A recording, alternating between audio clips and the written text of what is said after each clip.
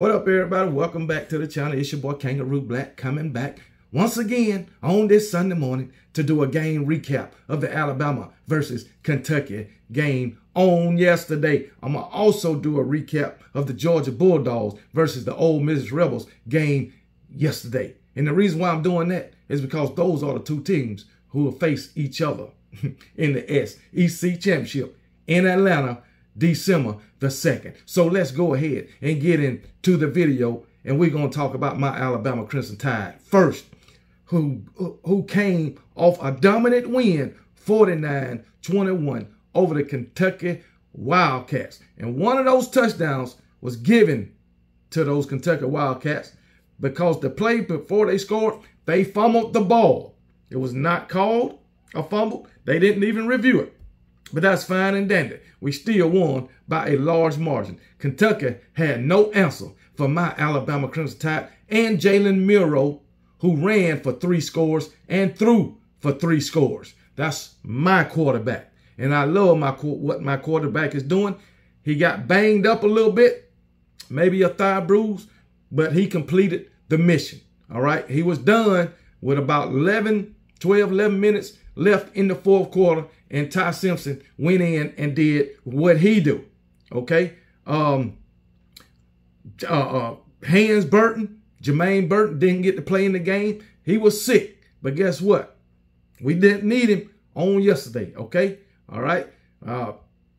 Isaiah Bond, Colbert Prentice, they did what they did on yesterday, and I loved it. Even Jalen Hale got it in the mix once again. Colbert Prentice, 4 catches, 74 yards and a touchdown. Amari Neblack, 2 catches, 38 yards and a touchdown. And Roydell Williams, running back, had a touchdown receiving, 2 catches for 30 yards. Okay, Jalen Milroe, like I said, he ran for 36 yards, 3 touchdowns, 3 short touchdowns, albeit. But that is fine and dandy, long as you get it in the end zone and put points on the board. My Alabama Crimson Tide came out, started fast. We scored on our first possession. The first time that had been done since the first game against Middle Tennessee. So that's an accomplishment. And another accomplishment, we had no sacks in the game on yesterday. So that offensive line, they have improved and they are stepping up.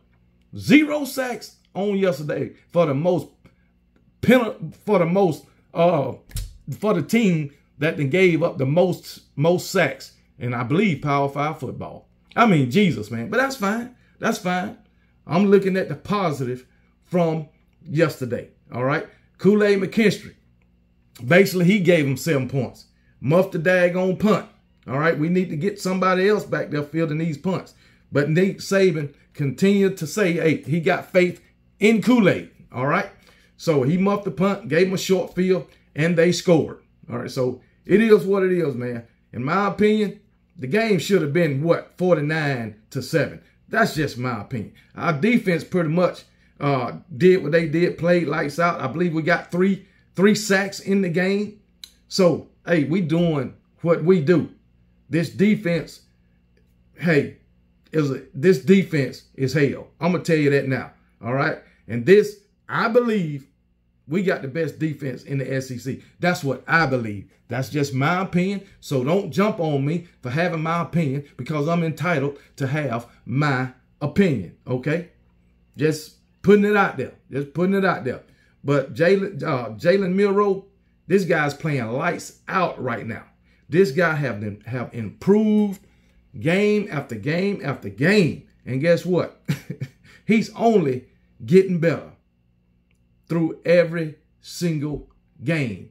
He showed that he has short to intermediate passing ability because the past 2 weeks we haven't seen the deep ball. I'm just being real with you. So Jalen Milroe is scary, and now they are calling the game tailored to his ability. All right, Jalen Milroe is a real dual threat. Like I told y'all at the beginning of the season, he's nothing but another Jalen Hurts. But I think he can pass the ball better than Jalen Hurts at this point in his career.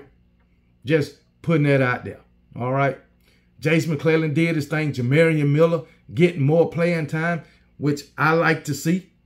We playing 3 running backs now, which is great. All 5 running backs got to get in the game on yesterday. I love it. I love it.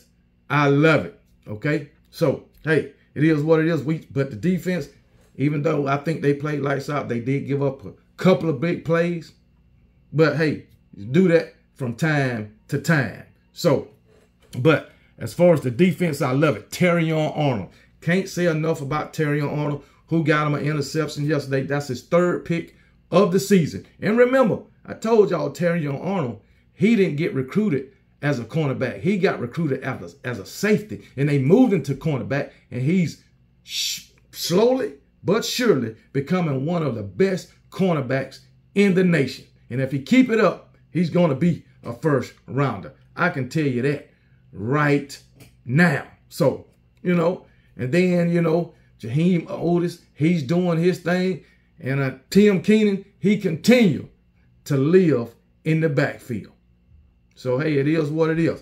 I thought it was Ray Davis that got that long run at the end of the game. Game was pretty much over. I thought it was Ray Davis, but it wasn't.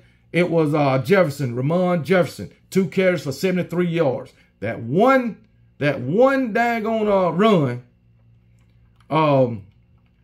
put Kentucky, where they put them at? Put them at 95 yards rushing. Up until the end, they only had 18 yards rushing. And this happened with like maybe 2 minutes left in the 4th. He had that 75-yard run, or whatever run it was, 70, what was it? It was 70-something. What did I just say? He had that 73-yard run, but they had 18 yards up until the end. Basically, the game was over. So our run defense was held yesterday. Ray Davis was held to only 26 yards. Remember, this is the guy that ran for 300 yards. No, 290-something yards on Florida, which Florida's defense is not very good. So I loved everything that my Alabama Crimson Tide did on yesterday. I am not, you know, naming every player, you know, going through all the stats like I usually do, because I want to talk about this other game too, and I don't want to make this video too daggone long. But I'm proud of my Alabama Crimson Tide. We're going to Atlanta. This team has accomplished what a lot of people thought they couldn't accomplish. All right. These guys, yeah, we had a rough start to the first game. We was dominant. Those next 2 games were really rough. All right. We lost against Texas, which we should have won. Penalties took points off the board, but that's fine. And then in the past, we lost against Texas. Then a bad showing against South Florida, where Jalen Milroe didn't play. You know, Nick Saban said it was an experiment. I'm not going to deny that, you know, because Tyler Buchner, oh my goodness, and he kept getting series after series. But we pulled that game out. Matter of fact, I think it was 17-3. And the very next week, we had Ole Miss, who was ranked 15 at the time. And people had us losing to them. All right? People had us losing to Texas A&M. People had us possibly losing to Tennessee, possibly losing to LSU. But we conquered all those hurdles. All right? People didn't believe. But here we is once again in the SEC Championship to take on them Georgia Bulldogs. Which brings me to the game from last night. Georgia Bulldogs versus the Ole Miss Rebels. Which, this game, oh my goodness. I mean, I ain't going to say it was over before it started, but it was over before it started. Okay? Now, Ole Miss, they came out fast. Came out and scored out the box. 7-0. Then it was 7-7. Then it was 14-7 Georgia way. Then Ole Miss scored again. All right? They was going back and forth, and then I don't know what the hell happened. Georgia just pulled away. All right? Lane Kiffin did his Lane Kiffin special and went for it on on 4th down at like the 35, his own 35-yard line. But he picked it up and went on and scored, okay? But Carson Beck, he's playing out of his mind. Another 300, he passed for over 300 yards again. The 10th game in a row, this guy done passed for 250 yards or more First time it had been done in the SEC. All right, 306 yards, 2 touchdowns, and an interception. But the interception didn't matter. They ain't do nothing with it. But anyway, man, Georgia rolled up over 600 yards on them. 611 yards, 311 yards passing, 300 yards rushing. 300 yards on the ground. Kendall Milton was killing these Georgia Bulldogs. Georgia only had 352 yards total, 173 passing, 179 rushing. And they was getting after Jackson Dart too. Matter of fact, they put him out the game. He was concussed. And then the backup quarterback, he couldn't do a damn thing. But anyway, Georgia defense, they pretty much played lights out for the most part. That defense is coming together. And the thing about it, Georgia, I get to that later. Like I said, Kendall Milton, he was running all over. Kendall Milton, 9 carries, 127 yards, 2 touchdowns, 14 yards per carry. Matter of fact, 14.1. Dejon Edwards, 59 yards, 2 touchdowns. Andrew Paul got a touchdown. So they had 5 touchdowns on the ground. Ladd McConkey, 81 yards, a touchdown on 4 receptions. Dominique Lovett, 77 yards on 4 receptions. Then Brock Bowers came back from injury, scored a touchdown. He only had 3 catches for 34 yards. But Brock Bowers running on that ankle. He's putting pressure on that ankle. That ankle was getting tested last night. And guess what? Brock Bowers, I think they was using him as a decoy. I only throw to him from here and there. Like I said, 3 catches. He had a touchdown, but I think they was using him as a decoy. And guess what? Ole Miss had nothing to stop nobody last night. I mean, absolutely nothing. Like I say, Pete Golden, the guy don't make halftime adjustments. I don't know what be going on with that guy. But hey, it is what it is. Ladd McConkey to continue to show up and show out. Ra Thomas did his thing. He only had 2 catches for 54 yards. And like I said, Dominique Lovett did his thing. Now, Brock Bowers had an interception, but it wasn't his fault. I believe it bounced. I don't know if it bounced off Lovett or Thomas' hand, but it bounced off the hand into the hand of the Ole Miss defender. So it wasn't Carson Beck's fault that the ball got intercepted. But Georgia's defense, they played lights out. I believe they only had 2 sacks. Hell, it looked like they had more than that. But they had 2 sacks and an interception. I thought Jackson Dart would play a better game, but hey, it is what it is. Georgia was just too much for Ole Miss to handle. I mean, entirely too much. It just, the Ole Miss defense is just pathetic. It is I ain't gonna say pathetic. I'm gonna say it was pathetic last night. And that could be attributed to this Georgia Bulldog offense. I'll just say that. These Georgia fans brought out the fact that we only scored 24 points on them. Fine and dandy.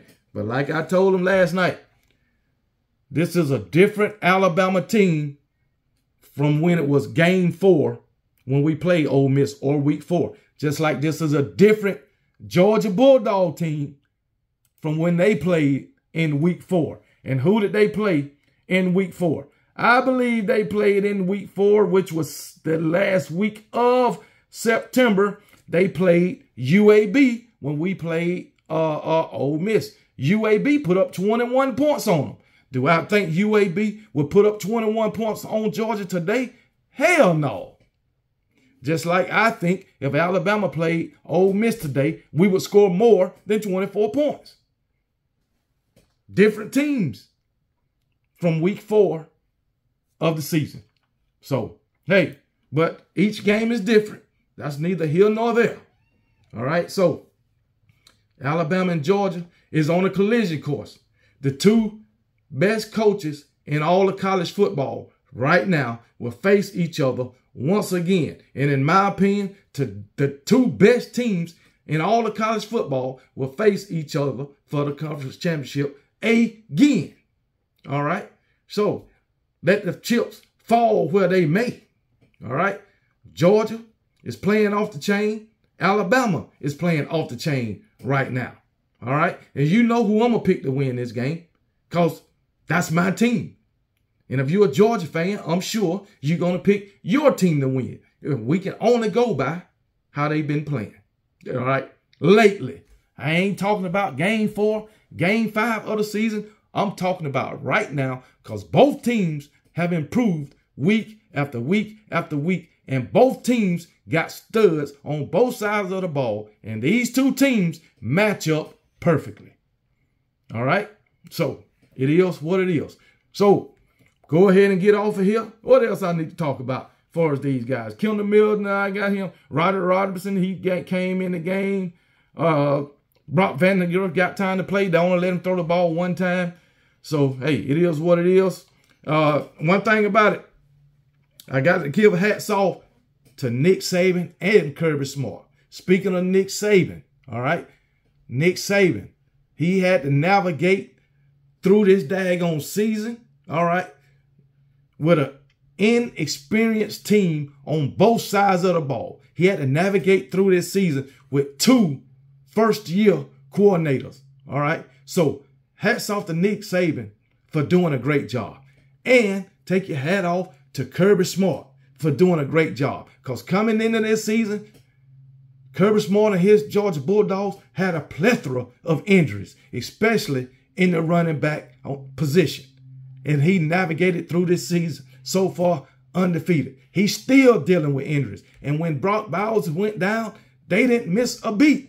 All right. Hats off to Kirby Smart. Hats off for Kirby Smart, which what I like about Kirby Smart, he's let all the young players play and get that experience. So when somebody else go down, they won't miss a beat. And that's what they doing. So hats off to Kirby Smart also. But like I said, on a collision course, and we're going to meet in Atlanta. All right. Mercedes-Benz Stadium, December the 2nd. Okay, so we'll all be looking forward to it, all right? Georgia Bulldog fans and Alabama fans, all right? We'll all be looking forward to it, and let the chips fall where they may. Roll damn Tide.